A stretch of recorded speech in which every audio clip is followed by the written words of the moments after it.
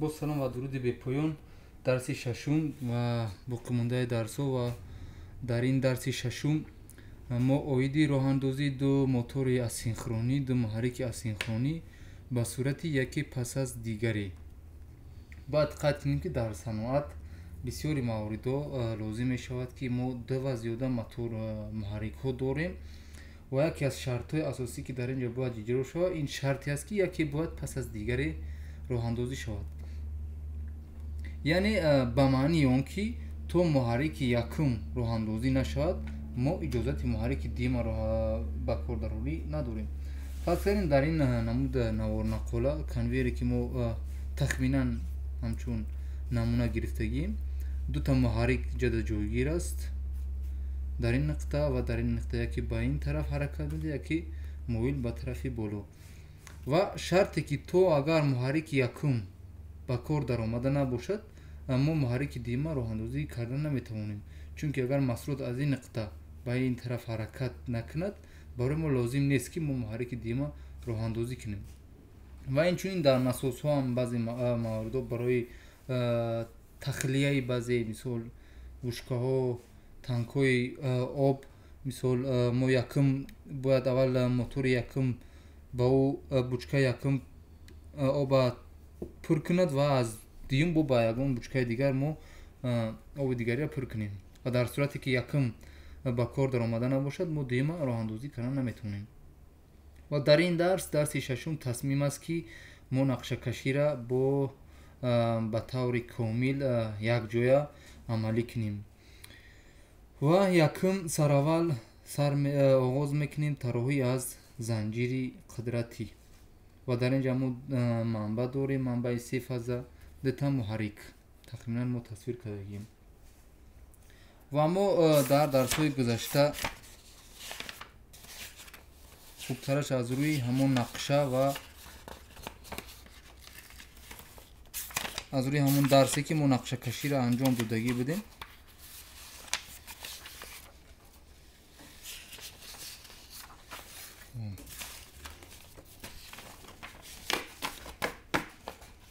یعنی ما محرک داریم فرض کردیم محرک یکم برای راه اندازی محرک ما سر اول لازم داریم یک کلیدی وصل قطع یعنی یک کلیدی که برای وصل قطع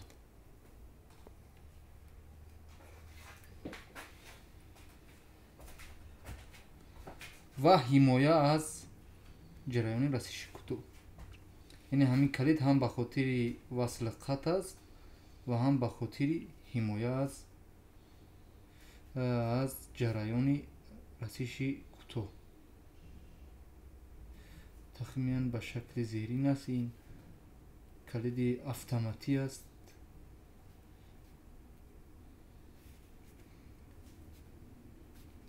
با تخمینا با Q1 اشاره میکنیم و QF1 یا فرق ندارد Q1 اشاره میکنیم و یک کانتاکت دیگر ما یک کانتاکت دیگر لازم داریم برای وصل قطع برای اداره کنی کانتاکت به خاطر اداره کنی است کانتاکتر یک کانتر به شکل زیرینه تیغه و قدرتیش این هم پیوسته مکانیکی که هر سه کانتاکت سریع عمل میکنن با اشاره K1M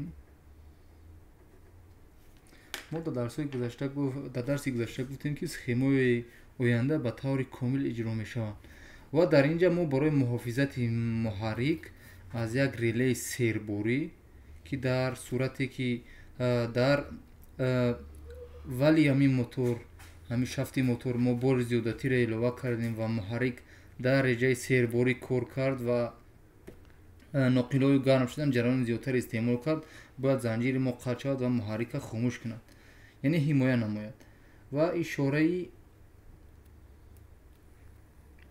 ریلی سیربوری به شکل زیرینه در هر سه فاز و تخمینا این به معنی اون است که هر سه همین در یک مدول ترکیب یافته است و سیم کشیش انجام میدیم. فاز یکم اومد از این نقطه به این نقطه، از این به این. فاز دیم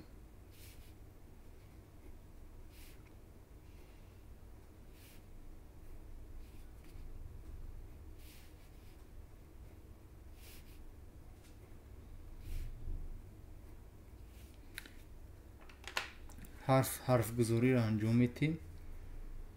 L1 در اومد، L2 L3 T1 T2 T3 L1 L2 L3 T1 T2 T3 و همچنین در ریلیوی سیربوری هم در اومد اشاره شدگی نیست، اما میدونیم که با T1 وصل میشه و تخمینا L1 میمونیم بایرم، L2 L3 و برآمدشان T1 T2 T3. این است نمودی ریلی حمایت سیربوری. یعنی ما در این نقطه چی چیز به نظر گرفتیم؟ یکم وصل قطعی منبع و دیم که یکیم کانتاکتوری اداره کننده وصل قطع. یعنی ما منبع را تا این نقطه تغذیه میکنیم و این چون برای راه اندازی محرک از این نقطه، یعنی همین قسمت ما اداره میکنیم با واسطه زنجیری اداره کنی. یعنی ما همین کانتاکت را وصل قطع میکنیم و راه اندازی محرک اداره میشود. این باشد F1 ما میمونیم. حمایت از سیربوری، این از سیربوری ما حمایتش کردیم. دیم هم به شکل همین زیرین زنجیرش کاملا طراحی میشه و یگان فرقیت نداره. автомат کلیدی وصل قطع. در بسیاری موارد در اینجا مثلا در بسیاری نقشه ها به مانند محافظه گذاشته می شود و او یگان فرقیت ندارد. او وابستگی دارد به خود ما که در همون شهد شرایط سیم کشی مثلا منتج ما کدام نمودی محافظه داریم، خود پرداختن تیل است یا که автомат. این به شکل زیرین همین نقطه نشانگری автоматن کانتاکتر به شکل زیرینه و از دستکی وصل قطع به شکل زیرین در کلیدو و این چنین سیربوری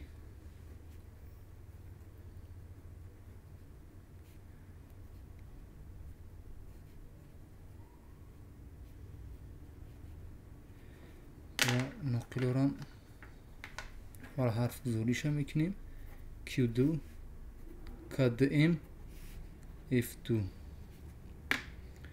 و سیم کشیش هم فاز یکم دویم و سیم مجددا تو محرک اومده میرسه.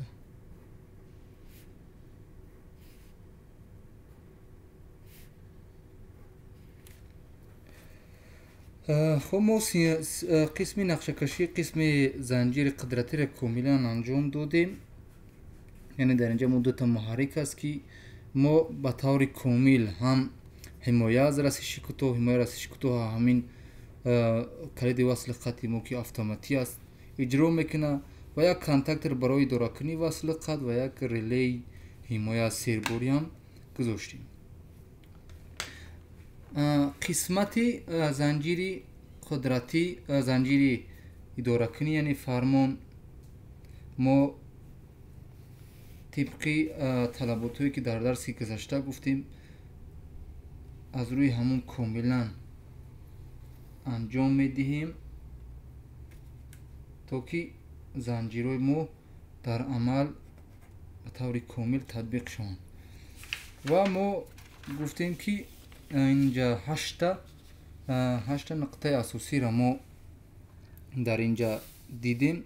یکم بود منبع، ما منبع داریم، یکم منبع و هشتم نیترال بود. ما علاقه قسمت داریم فاز نیترال. دیگه محافظت، ما یک محافظت میگذاریم برای محافظت کردن زنجیر فرمان. قید کردن به مورد است که محافظت میتواند автомат مثال автомат هم باشد با جریان خورد. دیگه بعدی محافظت، ریله های محافظتی. یعنی ما در یک چی ریله داریم؟ ما در زنجیر قدرتی علاقه ما داریم ریله سیرباری، حتما در اینجا گذاشته می شود. یعنی ما سیم قسمتی که ما باید طراحی کنیم حتما باید ریله حمایه‌ای باید باشه. ما فقط حمایه سیرباری داریم و با سبب اون که ما اگر در صورتی که F1 یا که F2 با کار در آمد یعنی حمایه کرد باید زنجیر فرمان ما را کاملا قطع کنه. از همین جهت ما هر دانه همین کانتاکت های بسته F1 F2 را سری پای در پای به هم میمونیم. یعنی که در صورت یا F1 یا F2 باید زنجیر قدرتی ما کاملا از همین اول قطع شود. تیغه بسته از این اشاره ریله سیرباری علاقه اشاره نو اومد و یک تای دیگه از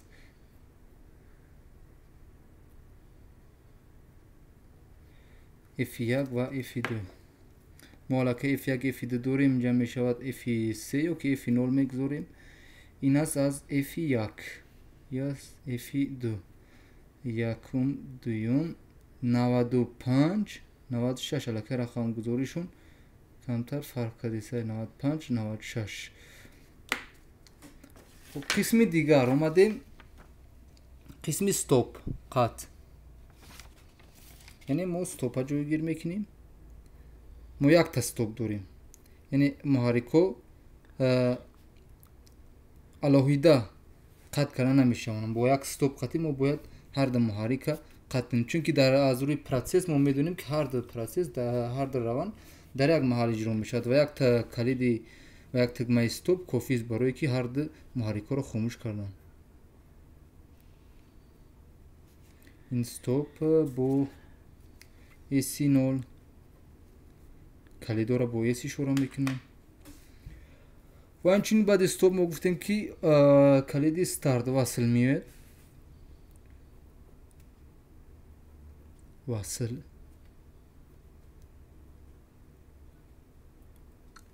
یعنی این AC1 یعنی ما میدونیم که علاقه که باید پس از پخشی وصل AC1 محرک ما به طور لحظوی نیه، یعنی به طور دائم راه اندازی شود و از همون نقشه پیشتر میدونیم برای همین برای به طور دائم راه اندازی شدنش یک تیغه باز، یک کانتاکت بازی خودی همون کانتاکت را به این موازی میکنیم که این است از همون کی یکیم خودی همین کانتاکت از کی یک ام.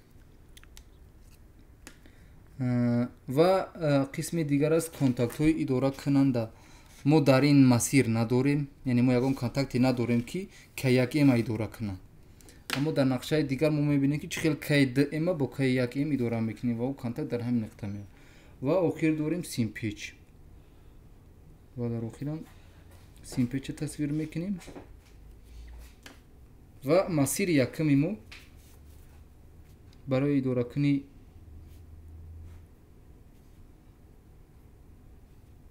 محرک یکم کاملا انجام شد.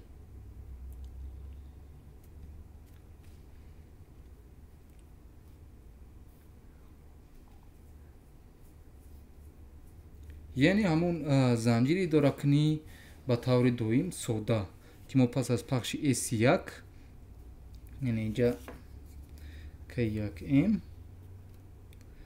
A1 A2 A1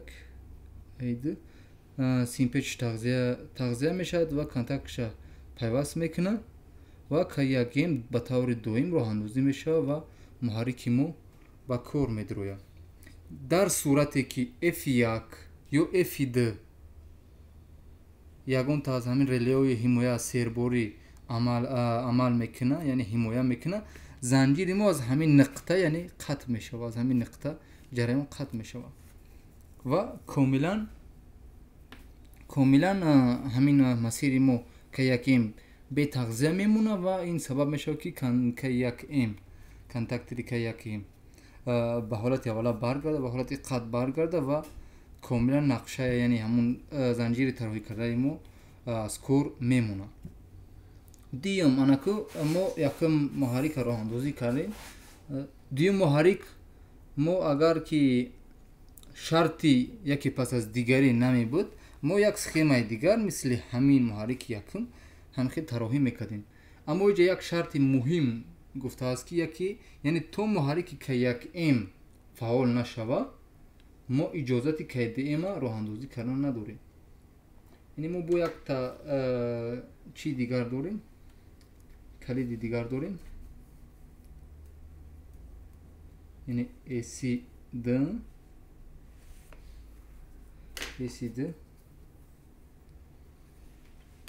و باز با طور دوم راه اندازی میکنیم. برای همین ما یک تا کلید یک تا تیغه بازی خودی کانتاکتری K2M موازی میکنیم برای با طور دوم راه اندازی شدنش. A2 A1 A2 K2M این هم کانتاکتی K2M است. یعنی ما اسخیما مثل همین است. یعنی ما اگر از این نقطه را به فاز پیوست کنیم استارت توجه کنیم اسید را پخش کنیم K2M راه اندازی میشه. نه که در ما شرطی یکی پس از دیگری جایگیر است و ما نباید از این نقطه بگیریم بلکه ما میدونیم پس از پخش S1 و تغذیه K1M از همین نقطه بعد که تغذیه میشد کانتاکت پیوست میشد و با ما اجازت میدهد که K2M ما با کار دروریم. یعنی تو همین شرط اجرا نشود که یعنی K1M فعال نباشد ما K2M راه اندازی کردن نمیتونیم. و طرز کارکرد همین چنین است. مثال جریان علاقه جاری است از همین نقطه از این نقطه تو اومد تو این نقطه را ایجام است وقتی که S1 ما پخش میکنیم K1M تغذیه میشود و در این نقطه کانتاکت های تیغه های قدرتی بسته میشن و K1 محرک یکم ما راه اندازی میشود. پس از پخش S2 علاقه جریان از این نقطه جاری میشد به K2M کانتاکت های قدرتیش بسته میکنه این کانتاکت هم بسته میکنه و با طور دوم از همین نقطه جریان تغذیه میشود و این یک امیده مجددا راه اندازی میشود. اما تو اگر K1M راه اندازی شده نباشد ما K2M نمیتوانیم راه اندازی کنیم محرک دیما. و در صورتی که در همین کل همین نقطه اگر یگانجا اتصال کوتاه با وجود آمد فینال ما محافظت میکند و اگر در زنجیر قدرتی اگر سرباری در M1 یا که M2 محرک اگر در M1 باشد F1 حمایه میکنه که کانتاکت از این نقطه باز میکنه. اگر این کانتاکت باز شود و جریان از همین نقطه قطع میشود که سبب میشود که کلی باقی مانده این نقطه این قسمت به جریان میمونند و K1M هم K2M هم به تغذیه میموند و کانتاکت های خودشون به حالت اوله برمیگردونند چی F1 باشد چی F2 باشد. این بود واریانت یکم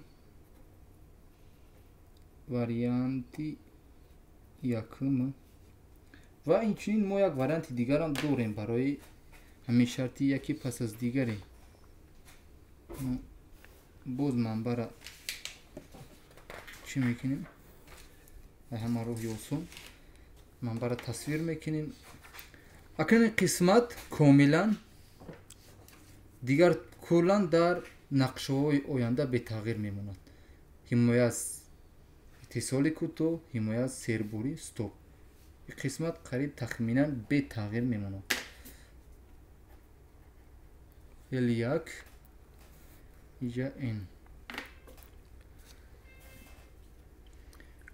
محافظت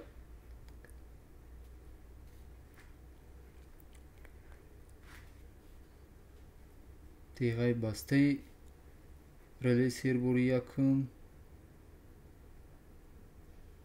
دویم و اینچنین استاپ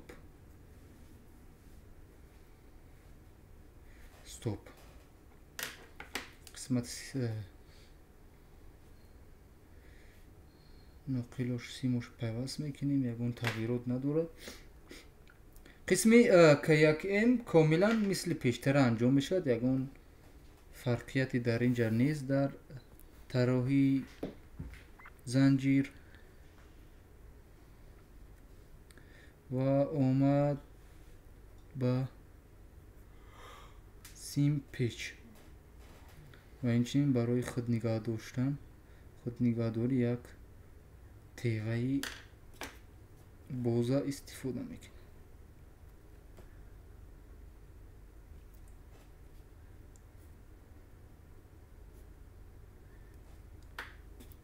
F0 ما که F0 داریم خیلی بگذار نسخه شوان یکون کامودی ندارد چونکه این واریانت دیگر است. F2 S0 S1 K1M A1 A2 K1M رقماش هم میگذاریم خوب ترش 13 14 خیلی نقطه مدل لوزی مثل 95 96 95 96 کاملا انجام میتیم. 1 2 3 4 باز زنجیر اداره کنی که دیما محرک دیما طراحی میکنیم، یکون فرقیت هم نداره.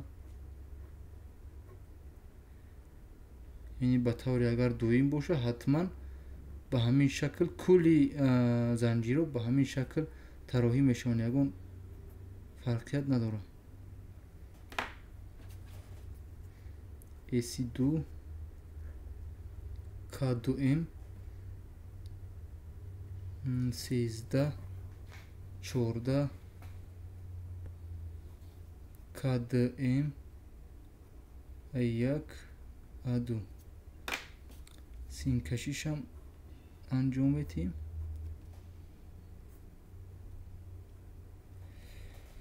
یعنی ما در یک چی دیگه گفتیم که یکی از نمودی کانتاکت ها از کانتاکت های اداره کننده، یعنی در قسمت 6 کانتاکت های اداره کننده، یعنی ما KDM اداره میکنیم از K1M. برای همین ما یک کانتاکت یک تیغه باز دیگری K1M میگیریم، ایرانی یک تا کانتاکت علاوه دیگر میگیریم و جریان از همون کانتاکت رو بر میدیم. یعنی جریان از این نقطه میاد به این، از اینجا به نقطه. فرض کنیم 13 14 باشد، این میشد 23 24 K1M. K1M تغذیه میشود، این کانتاکت بسته میشود، این کانتاکت بسته میشود، بعد این مسیر اجازتی راه اندازی میکنند. این واریانت دیم است که ما با واسطه کانتاکت یک کانتاکت تیغه بازی K1M ما KDM اداره میکنیم و باز در اینجا ما یک کمتر تغییر لوحه هم کرده میتوانیم. همین نقطه اگر نگاه کنیم، ما چکار کرده میتوانیم.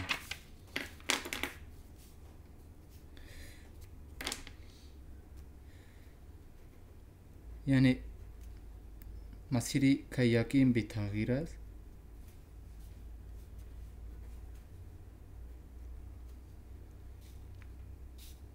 و اینجا می بیاد با KDM. من تقریبا تصویر میکنم تو که مطلب در اینجا فهمو شود. یک تا زنجیری دیگر هم یا تا مسیر دیگر برای دورکنی KDM تصویر میکنیم و ایرم سیم پیچ.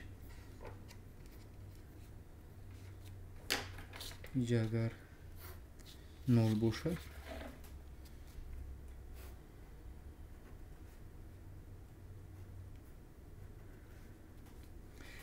انا همون تیغه اداره کننده را ما در اینجا گفتیم که کانتاکت اداره کننده در قسمت 6 در این نقطه قرار میدیم و اساسا به همین شکل طراحی زنجیر رو اجرا میشه. این سخیمه مکمل ترین است. جمع اگر اسین یک باشد ای اسی دو است یا از کی یک ام یا از کی دو ام کی یک ام کی دو ام اما این کانتاکتی غی باز از کی یک ام است یعنی که کی یک ام ای کی دو ام ای دورا میکنه و اگر منطقا سخیمه را از یک دیگر مثال مقایسه کنیم یگان فرقیت کلی ندارم، فقط ما همین تیغه را در این نقطه استفاده کنیم و سخیمه ما هم نسبتا بهتر شید برای مثال فهمو بودن. خیلی قسمت به تغییر میموند، یعنی ما قریب 3 واریانت دیدیم، خیلی که علاقه واریانت حساب نمیشه.